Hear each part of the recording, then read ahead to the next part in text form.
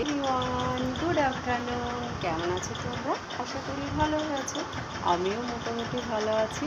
তো কালকে তো সারাদিনে প্রায় ভিডিও করতেও পারিনি আর ভিডিও দিতেও পারিনি। এবার একটা ভিডিও করা ছিল অনেক আগের, সেই সবুজ চুড়ি, এই চুড়িগুলো কিনতে গিয়েছিলাম, অনেক চুড়ি কিনেছি।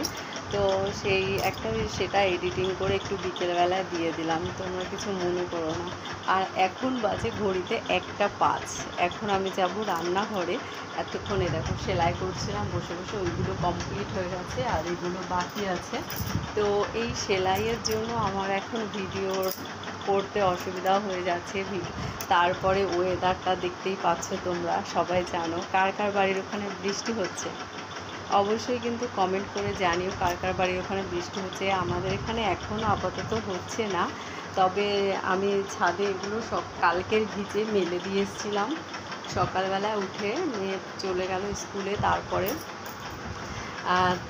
তো এখন আবার গেলাম কতগুলো বাসি জামা কাপড় সেগুলো কেচে টেচে মেলতে গেলাম। তো দেখছি ছিটে ফোঁটা পড়ছে, তো সেই জন্য আমি নিয়ে চলে এলাম। যে আর আজকেরগুলো দিয়ে এসছি, কারণ নিচে থাকলে না, দেখবে নিচে থাকলে হচ্ছে এমনিতেও শোকাবে না, অমনিতেও শোকাবে না, একদিন টাইম লাগবে। তো ছাদে থাক, 1-2 ঘন্টা থাকলেও ছাদে হাওয়াতে অনেক জল ঝরে যায়, তারপরে ঘরেও মেলা যায়। আর ঘরে মেলতে হবে না যদিও বা। তো আমি না কথা বলতে পারছি না, প্রচুর মানে খিদে পেয়েছে। ঘরগুলো ঝাড় দেওয়া হয়নি, বাইরেটা ঝাড় দিয়ে তারপরে একটু ব্লিচিং পাউডার ছড়িয়ে দিলাম। প্রতিদিন বৃষ্টি হচ্ছে, ব্লিচিং পাউডার দেওয়া যা না দেওয়াও তাই। সেজন্য এখন দেখছি হচ্ছে না বলে কী করলাম, আগে ঝাড়টা দিয়ে নিলাম, দিয়ে ব্লিচিং পাউডার ছড়িয়ে দিয়ে এলাম। দিয়ে এসে জামা কাপড় ধুয়ে টুয়ে বাইরে উপরে ছাদে মেলে দিয়ে আসলাম। মেয়ে যেগুলো খুলে রেখে চলে গেছিলো স্নান, আমারগুলো কেচে দিলাম, একবারে হয়ে গেল। চলো একটু রান্নাঘরে যাই। আজকে কি রান্না করব সেটা তোমাদের সাথে শেয়ার করব। চলো। আমি জামা কাপড় যখন ফুল তুলছিলাম, ফুলও তোলা হয়ে গেছে গাছের, যখন ফুল তুলছিলাম না, তোমাদের দাদা বলছিল এইভাবে ভিডিও করতে পারে না, এইভাবে মানে নর্মাল যে ভিডিওটা সেটার কথাই বলছে। তো লাইটটা অফ করে দিলাম। চলো দেখি, এখনও খাইনি তো, প্রচণ্ড খিদে পেয়েছে জানো তো। জলটা বন্ধ করে দিই, খুব আওয়াজ হচ্ছে জলের, আর আমারও গরম লাগছে গো, ফ্যান না চালিয়ে পারবো না। তো চলো ফ্যানটা চালিয়ে নিই। এবার খাবো, খাওয়ার আগে একটু চালটা ভিজিয়ে নেব। জিমির চালটা আলাদা, এই যে ভিজিয়ে রেখে দিয়েছি অলরেডি জিমির চাল।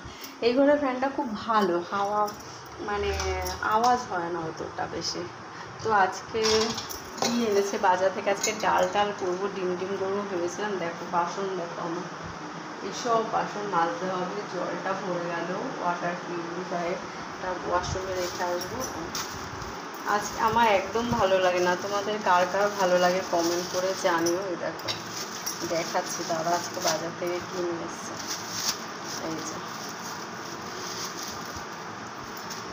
আমার মেয়েরও ভালো লাগে হয়তো, বলেছিল, ওর কোনো ঠিক নেই। দেখো কী নিয়ে এসছে, দেখো মানে মাছের ডিম, এটা দিতে হবে। মাছের ডিম নিয়ে এসছে, ডালে করতে বলেছে যে আজকে ডাল ডিম করো, সবজি করো। তো তার সাথে মাছের ডিমটা নিয়ে এসছে। মাছের ডিমটা বড়া করা যে কী সমস্যা।